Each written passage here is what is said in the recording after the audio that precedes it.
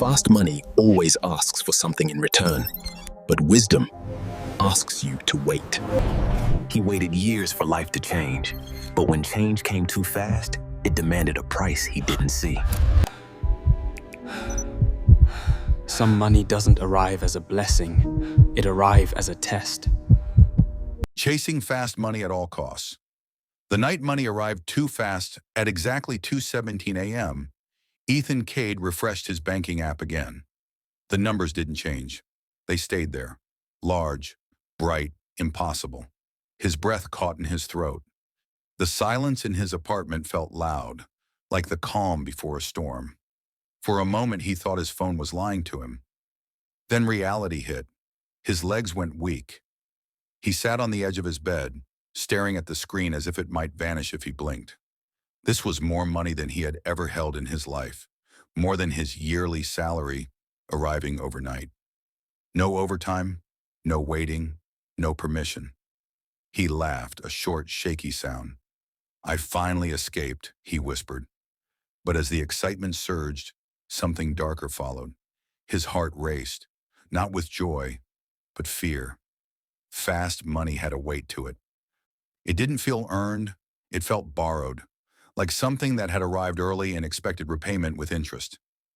Ethan pushed the thought away. He had spent his whole life being careful. Careful had kept him poor. Tonight he chose belief over doubt.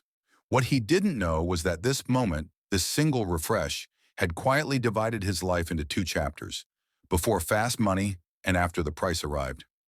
Ethan was not born into hunger, but he was born into waiting. Waiting for opportunities, waiting for promotions, waiting for life to finally reward effort. His neighborhood was full of good people who worked hard and stayed stuck.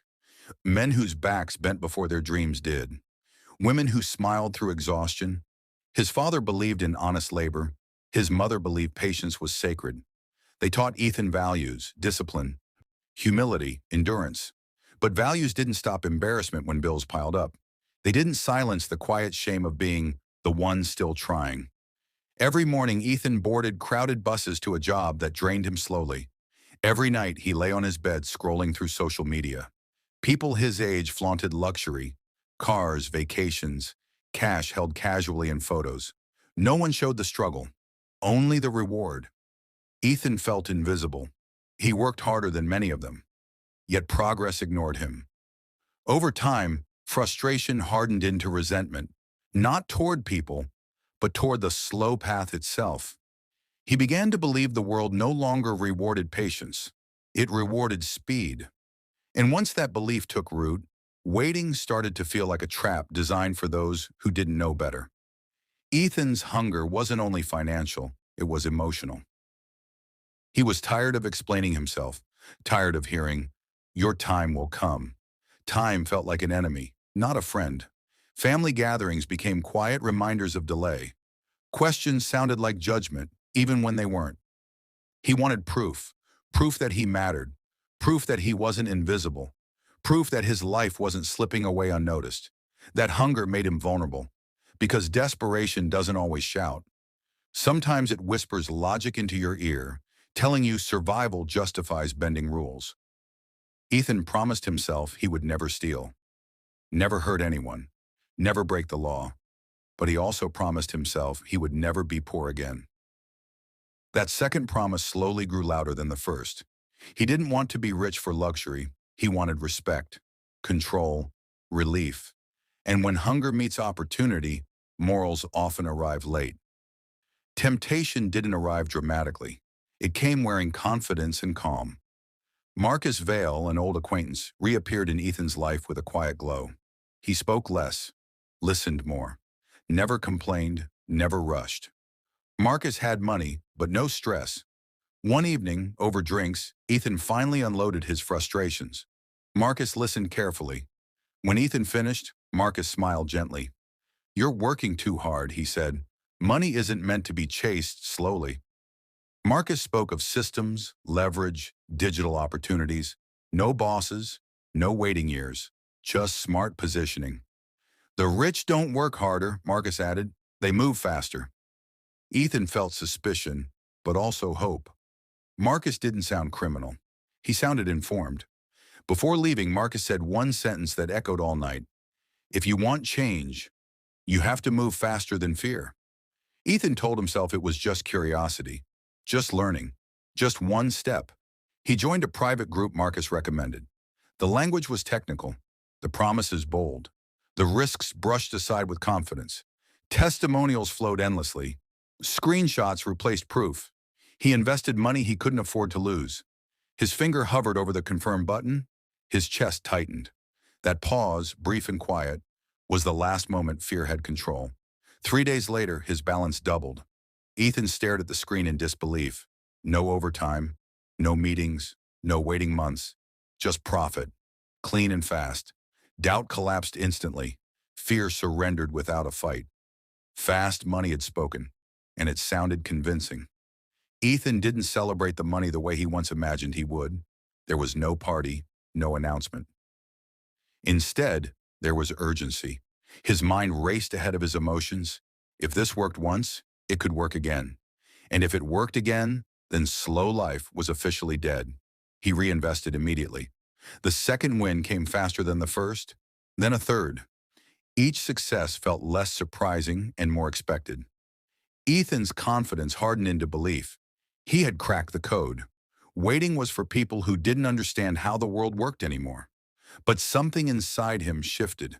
His tolerance for patience vanished. Things that once felt normal, saving gradually, planning long-term, now felt insulting. Speed became the standard. Anything slow felt like failure. He began checking his phone obsessively, not out of excitement, but need. The numbers had to move. Stillness made him anxious. Silence felt dangerous. Fast money was no longer a blessing, it was a stimulant. And like all stimulants, it demanded higher doses to produce the same feeling. Without realizing it, Ethan wasn't chasing money anymore. He was chasing the rush. The first people to notice the change were those closest to Ethan.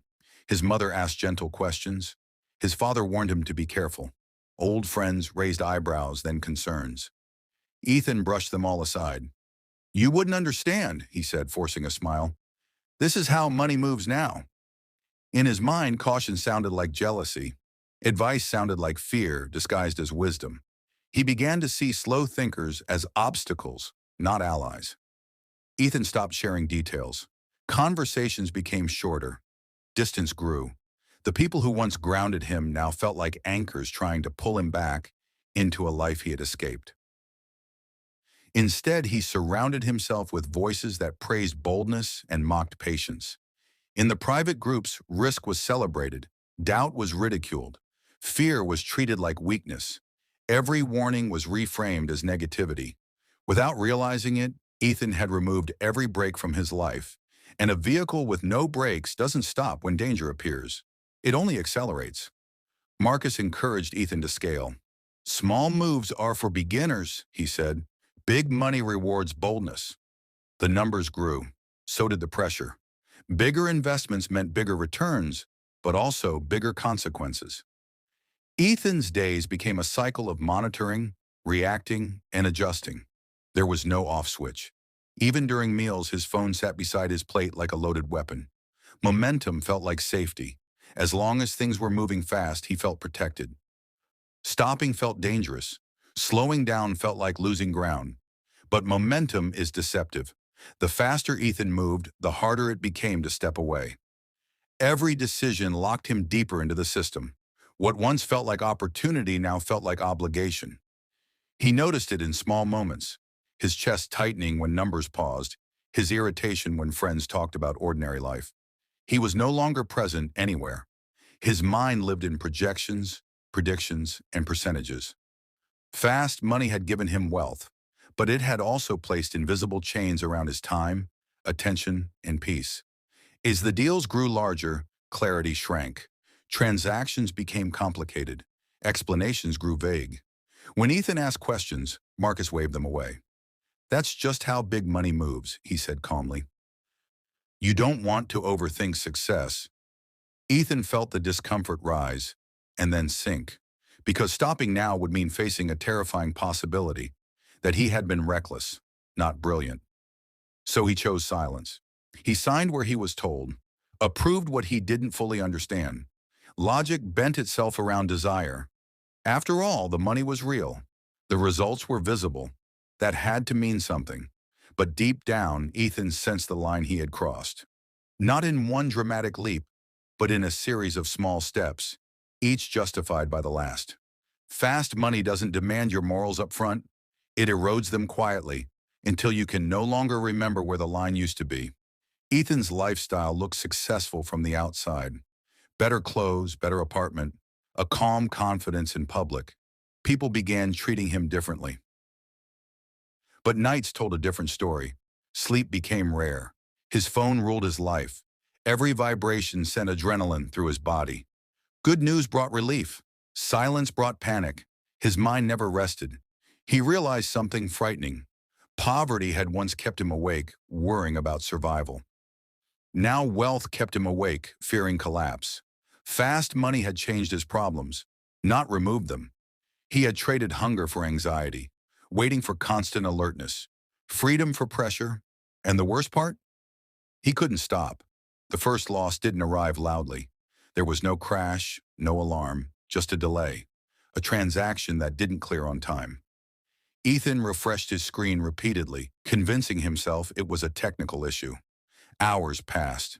Then a message appeared. Processing error. Funds pending. His chest tightened. He contacted support. No response. He messaged Marcus. The reply came late and casual. Relax, Marcus said. These things happen at higher levels. Ethan tried to believe him, but something had shifted. For the first time since fast money entered his life, he felt exposed. The confidence he once wore easily now felt heavy, like borrowed clothing. When the funds eventually cleared, partially relief flooded him. But the damage was done. The illusion of control had cracked. Ethan realized how fragile his situation truly was. Fast money had taught him to expect speed. And now even a moment of delay felt like danger. Instead of slowing down, Ethan sped up. He told himself it was strategy, recovery, optimization. But beneath the logic was fear, raw and unfiltered. He took bigger risks to cover smaller losses. He reinvested without rest. He chased momentum like oxygen. Every decision was fueled by the same thought. I can't afford to go backward. Sleep vanished completely. His thoughts raced. His temper shortened. Friends noticed the tension in his voice, the distraction in his eyes. Ethan wasn't building wealth anymore. He was trying to outrun fear. Fast money has a cruel trick. It convinces you that one more move will fix everything. And by the time you realize it won't, you're already too deep. One morning, Ethan woke up to silence. No updates, no notifications. His messages to Marcus went unanswered. The group chats were suddenly inactive. The platforms that once buzzed with activity felt abandoned. Panic set in. He tried logging into his accounts. Errors, temporary restrictions. Maintenance, the notices said. But maintenance doesn't feel like this. Maintenance doesn't freeze your breath. Ethan called Marcus, straight to voicemail. That was the moment fear became certainty. The man who had promised shortcuts was gone. And Ethan realized, too late, that fast money doesn't come with loyalty. When things collapse, everyone disappears at their own speed. The collapse was not instant, but it was relentless. Accounts were flagged, assets frozen, emails arrived with language that felt cold and official. Then came the knock. Investigations began. Questions piled up. Words like compliance, liability, and involvement entered Ethan's life. The same speed that had lifted him now dragged him downward. Friends distanced themselves. Conversations ended quickly. Trust evaporated. Ethan had never felt so alone. Fast money had once made him feel powerful. Now it made him feel exposed. When everything finally stopped, the silence was unbearable. No notifications, no transactions, no Marcus, no momentum. Just Ethan, sitting alone in his apartment, staring at a life that no longer resembled success. The mirror showed someone older, thinner, and tired in a way sleep couldn't fix. For the first time in a long while, Ethan listened to the voice he had ignored. It wasn't loud. It didn't accuse. It simply said, "This is the cost." And for the first time, Ethan understood. Ethan had always thought the cost of fast money was legal trouble or financial loss. Sitting in the quiet aftermath, he realized how wrong he had been. The real price was invisible. It was the anxiety etched into his thoughts, the trust he had broken, and the person he no longer recognized. Fast money hadn't just taken his savings, it had stolen his peace. He replayed moments he once dismissed, his mother's quiet concern, his father's warnings, friends who had tried to slow him down. At the time, he saw them as obstacles. Now he understood they were anchors, trying to keep him from drifting too far. Shortcuts, Ethan realized, don't shorten the journey, they shorten the future. They compress years of lessons into moments of pain. For the first time, Ethan didn't ask how to recover his money. He asked how to recover himself. Starting over was humiliating. Ethan sold what he could. He downsized. He applied for work he once thought he was above. Every rejection stung. Every acceptance felt small, but small felt safe. This time, progress was slow, painfully slow. Yet each step felt solid beneath his feet. No rushing, no secrets, no hidden pressure ticking in the background. Ethan learned to appreciate predictability again. A stable paycheck, quiet nights, sleep that came naturally. It wasn't glamorous, but it was real, and for the first time in a long while, Ethan felt free. The hardest part wasn't rebuilding finances, it was rebuilding trust. Ethan apologized without excuses, to his parents, to friends he had ignored. Some forgave him quickly, others needed time. A few never returned. He accepted it. Fast money had taught him speed. Loss taught him patience. Every repaired relationship felt more valuable than any transaction he had ever made. These were returns that couldn't be frozen or stolen. Slowly, Ethan began to feel human again. Ethan's definition of success changed completely. It was no longer about numbers on a screen. It was about waking up without fear, about speaking honestly, about building something that didn't collapse overnight. Peace replaced pressure. Integrity replaced shortcuts. He understood now. Money is a tool, not a rescue plan. When you ask it to save you, it will destroy you instead. Ethan began telling his story, not to seek sympathy, but to warn others. He spoke openly about temptation, speed, and the lies fast money tells desperate people. Some listened, some laughed. But even if one person paused before chasing a shortcut, it was worth it. His past became a lesson instead of a wound. And that was real wealth. As Ethan continued sharing his story, a pattern emerged. Nearly everyone who chased fast money started the same way. Frustrated, tired, overlooked. They weren't foolish. They were human. Fast money didn't hunt the lazy. It hunted the desperate. Ethan realized the system was designed to speak directly to pain. It promised relief, not luxury. Escape, not abundance. And once you accepted the invitation, it slowly rewrote your values while pretending to reward you. Speed was the bait. Pressure was the trap. Understanding this freed Ethan from shame. He hadn't failed because he was weak. He had failed because he was human. And human beings are vulnerable when hope is delayed too long. Patience, Ethan learned, wasn't punishment. It was protection. Slow growth gives you time to think, to adjust, to walk away when something feels wrong. Fast money steals that time. It forces decisions before wisdom can catch up. Ethan began to value timelines again, saving gradually, building steadily, learning deeply. The slow road no longer felt like failure. It felt like armor. Ethan's confidence returned, but it was different now. Quieter, stronger. It didn't need validation or applause. He knew who he was. He had faced loss and survived it. That gave him something fast money never could: self-trust. One day another opportunity appeared. Same language, same promises, same speed. Ethan smiled and walked away. Fast money is not evil, but speed without values is dangerous. Anything that arrives too fast demands payment in fear, sleep, or integrity. If fast money knocks on your door, don't ask how much it offers. Ask what it wants in return, because some prices are paid with your future. If this story moved you, subscribe for more powerful life lessons. Fast money promises speed, but wisdom chooses time.